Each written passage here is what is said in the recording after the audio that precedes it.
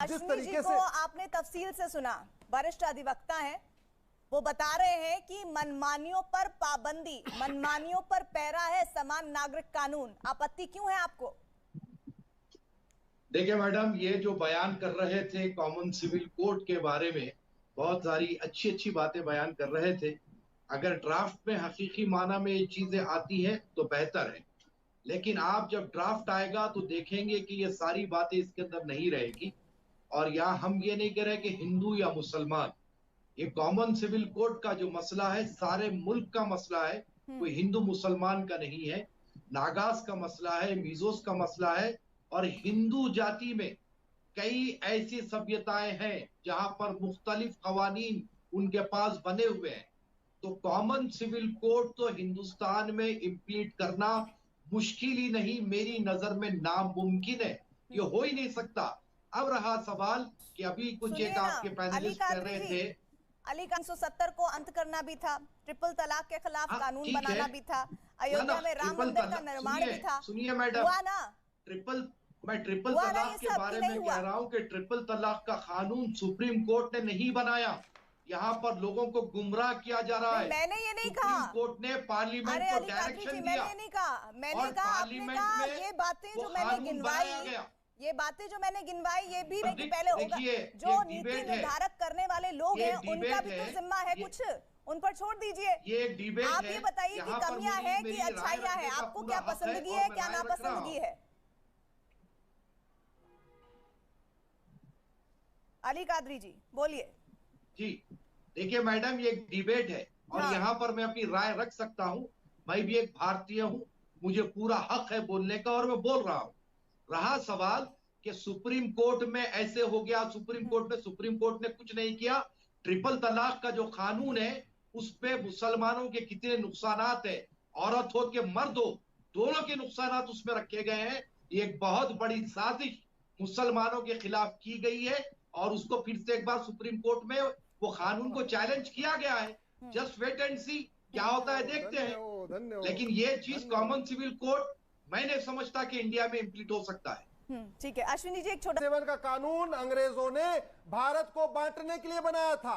1937 का शरिया एक्ट अंग्रेजों ने भारत को बांटने के लिए बनाया था, और जब वो कानून बना था, माफीनामा भी डाले थे आप लोग, वो भी याद नहीं, रखिए। सुन तो लीजिए, जब वो कानून बनाया था तो मुसलमानों ने विरोध किया था, बोले हमें ऐसा कानून नहीं चाहिए। ये अंग्रेजों ने केवल डिवाइड एंड रूल के लिए 1937 में शरिया के बनाया था। हमारे संविधान की बात करेंगे, अंग्रेजों के कानून की बात नहीं करेंगे। हमारे संविधान ने जो हमें, अरे आपका शरिया अंग्रेजों का है, आपका शरिया अंग्रेजों का है, पढ़ तो लीजिए। किसने बनाया? अंग्रेजों ने बनाया था। भारत में हिंदू मुसलमान को बांटने के लिए ही अंग्रेजों। देखिए साहब, अंग्रेजों ने क्या बनाया हमें गर्ज नहीं है। हमारे संविधान में जो चीज को ऐड किया गया है, जो आर्टिकल्स उसमें बनाए गए हैं, हम उस पर अमल करेंगे। आप वो हक हमारा नहीं छीन सकते। आप बेटियों को तलाक के बाद एक मुश्त गुजारा भत्ता मिलेगा, परिवार में गोद लिए बच्चे को संपत्ति में वारिस वो होगा, साथ ही दारुल कज़ा या शरिया कोर्ट का अंत होगा। इसमें बुराई क्या है? देखिए मैडम, जहां तक के ये जो गुफ्तगू हो रही है, सबसे पहले आपकी तवज्जो मैं उस तरफ दिलाना चाहूंगा जबकि कल अमेरिका ने जिस हिसाब से हमारे देश को टारगेट किया है उस पर हमको तवज्जो देने की जरूरत है। इस किस्म के ही बातों से हमारे देश को गैर मुल्क के लोग टारगेट कर रहे हैं और यहाँ पर हमारी अमेरिका में लागू है। सर, आपने अगर पहला हिस्सा इस चर्चा का देखा हो तो मैंने वो जो नाम लिए थे उस सूची में अमेरिका का भी नाम शामिल है जहां पर ये कानून लागू है। और हर बात मानेंगे ना फिर तो अमेरिका की। अगर देखिए अच्छा गप और कड़वा तो ऐसा तो चलेगा नहीं। और दूसरी बात, जहां तक के कॉमन सिविल कोड की बात है, आप देख लेंगे कि खाली वो मसला मुसलमानों का नहीं रहेगा बल्कि सारे देश में एक उत्पात मचेगा कॉमन सिविल कोड के नाम पर। हमको फिलवक्त अपनी आर्थिक स्थिति पर तवज्जो देना है।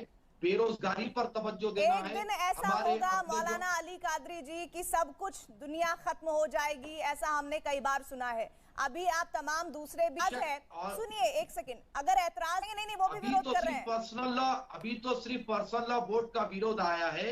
आप जब ये कॉमन सिविल कोड की बात आगे बढ़ाएंगे तो आप देखेंगे चारों तरफ से विरोध होगा। हम ये आपको कह रहे हैं, और यहाँ पर सिर्फ और सिर्फ हटकाने की कार्रवाई है। अपनी नाकामी को छुपाने की तरफ वजह से जो है ये काम किया जा रहा है। आपको जिस मुद्दों पे काम करना है काम कीजिए ना। हम तो कह रहे हैं कि हम गवर्नमेंट के साथ हैं। आप विकास की तरफ काम कीजिए। कौन सी नाकामियों को छुपाने के लिए ये बात की जा रही है? चलिए यही बता दीजिए, मैं अभी जवाब दे लूंगी। अश्विनी जी भी है और शहजाद भी है। बताइए आप, नहीं आप बताइए। बेरोजगारी है, देखिए आप, ये तमाम नाकामियों को छुपाने के लिए कॉमन सिविल कोड का बहाना लिया जा रहा है। आप उस ट्रैप में मत फंसिए की कोशिश की जा रही है। मत कीजिए। आप अगर वो ट्रैप फेंका जा रहा है, मान लीजिए फर्ज कीजिए वो ट्रैप फेंका जा रहा है, तो आप उस ट्रैप में मत फंसिए, मत उलझिए इस तरह की बेतुकी बहसों में। फंसने वाली बात नहीं है मैडम। यहाँ पर हम चाहते हैं कि हमारा देश का विकास हो। हम बता रहे ना, खुलेआम ये बात कर रहे हैं कि हम गवर्नमेंट के साथ है। आप विकास के लिए काम कीजिए। हमें मोदी जी से, हमको योगी जी से कोई एतराज नहीं है। आप विकास करिए ना। आप लाउड स्पीकर का यूपी में जो है डिसीजन लिए, क्या हम उस पर एतराज करें? नहीं करें। इसीलिए नहीं किए क्योंकि वहां पर आप मंदिर मस्जिद दोनों के लिए ही कानून बनाया आपने। हम वही कह रहे हैं, तो सभी आप सारे समुदाय को एक साथ लेकर चलिए। यहाँ भी तो सभी धर्मों के लिए बन रहा है मौलाना अली कादरी जी। ये कौन है जिसमें खामियां हैं? शायद उन तत्वों को ज्यादा तकलीफ होगी, जिनमें कम खामियां उन्हें कम तकलीफ हमारा होगी। देश की जो विकास की गति है वो रुक जाएगी। आपके और मेरी बोल से नहीं होगा ना मौलाना अली कादरी जी, लोग पर होगा ना। शहजाद देखिए मैडम, एक भी अगर मुझे विरोधाभास 10 सेकंड चाहता हूँ।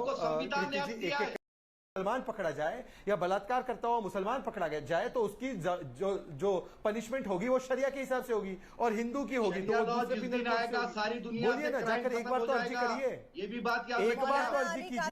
बताइए कैसी दलील है इनकी? नहीं कह रहे ना, शरिया सऊदी में लागू है। शरिया सख्त कानून है कि चोरी खत्म हो जाएगी, जुल्म खत्म हो जाएगा। हाँ, लेकिन महिलाओं को कभी भी तलाक अशांत है। जब वो गंधार था, बिल्कुल क्लियर है। बताइए जो उन्होंने उदाहरण दिए हैं वो कहाँ गलत है? पाकिस्तान में जो शरिया लॉ की बात की जाती है वहां पर हकीकी माना में शरिया लॉ इम्प्लीट होता ही नहीं है, क्योंकि वहां पर टेररिज्म को जो है परवान चढ़ाया जाता है और इस्लाम और शरिया के खिलाफ है। और ये सुनिए अफगानिस्तान, सुनिए मैडम, मैं कह रहा हूँ कि शरीयत के जो लॉ है, और अभी जैसे कि हमारे पूना वाला साहब ने कहा, आपको 58 देश उसकी बात को कंप्लीट कर रहा हूँ कि शरीयत में गुनाह की बहुत बड़ी सजा है। लोग हैबत से जो है गुनाह करना छोड़ देंगे। मैंने उस हवाले से बात कही। हमारा देश तो संविधान से चल रहा है, चलता रहेगा, लेकिन आपने जो दूसरे देशों की मिसाल दी है, शरिया लॉ है जरूर, इम्प्लीट नहीं हो रहा है।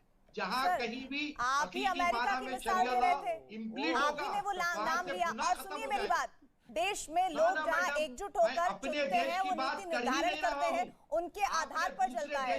बंदूक की नोक पर अगर आप किसी से कहिए आप ऐसा ही कानून चाहते हैं, ऐसा ही देश चाहते हैं, जरिए जो तलाक दिया जाता है वो पहला तलाक है, फिर एक गैप मिलेगा, फिर एक गैप मिलेगा। तलाक उसमें नहीं होंगे।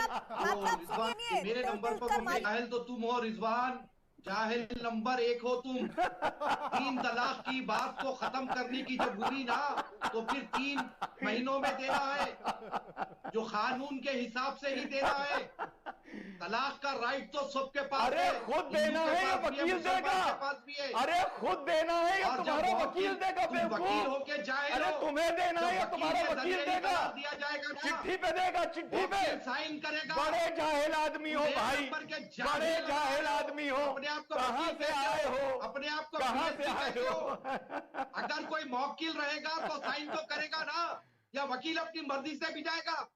मौलाना आई रिक्वेस्ट। और अली कादरी जी, देखिए कौन जाहिल है इस बात, लेकिन शहजाद बार बार घूम फिर कर बात ये आ जाती है कि आप एक सेकेंड नहीं होगा आपका लाउड स्पीकर का, तो वो आज भी विरोध करते हैं क्योंकि उनको वोट बैंक को भड़काना है। बात तो सुनिए अली कादरी जी, आप कुछ भी बोलिएगा। खिलाफ लगे ऐसा है, ऐसा ही होता। अरे भाई सुन लो ना, अरे सुन लो ना, अतिक्रमण पुराना था, संविधान ऐसे ही अतिक्रमण हटाता है। अवैध भेदभाव का अतिक्रमण संविधान हटाता है। ये बुलडोजर 44 वाला चलेगा, ये 44 वाला बुलडोजर चलेगा सब पर। अब सुन लीजिए, एमसीडी में थे ना 15 साल से, मैं इस प्रकार की डिबेट नहीं करता हूं, मुझे पसंद भी नहीं है। तर्क के साथ डिबेट होनी चाहिए। ये जो बीच में घुसपैठ वाली डिबेट में नहीं करना चाहता हूं। मैं आपको एक सवाल पूछना चाहता हूँ। आप जितने सोबर अपने आप को बता रहे हैं उतने हैं नहीं। आप अपनी कौम के नहीं हुए, दूसरों के क्या मत बांटिए अली कादरी जी। किसी ने आपको सर्टिफिकेट नहीं बांटा, और मैं इस पैनल में बैठे हुए किसी भी व्यक्ति को आपको सर्टिफिकेट बांटने का हक नहीं दे सकती। आई एम सॉरी, सर्टिफिकेट नहीं, प्लीज आप ऐसा मत कीजिए। मैं चाहती हूँ कि आप अपनी बात कहें और जो दूसरे व्यक्ति हैं वो अपनी बात कहें। शहजाद, वो घुसपैठिए कहे तो हम सुन ले बैठकर। कुछ लोगों ने तो शराफत का चोला और हिजाब भी उतार दिया है। सर आप इंटरवीन कर रहे हैं बार-बार, जानबूझकर ऐसा लगता है कि उकसाया जा रहा है। शहजाद ना मैडम, वो गलत बोलेंगे तो इंटरप्रेट करना पड़ेगा ना। वो गलत बोल रहे हैं, शब्दों की मर्यादा से करिएगा या ऐसा। अब देखिए डिबेट के अंतिम पड़ाव में कुछ ही मिनट मेरे पास बाकी है। मैं चाहती हूँ आप भी प्रीति जी सर एक सेकंड, सैयद अब्बास बहुत देर से चुप हैं। सैयद अब्बास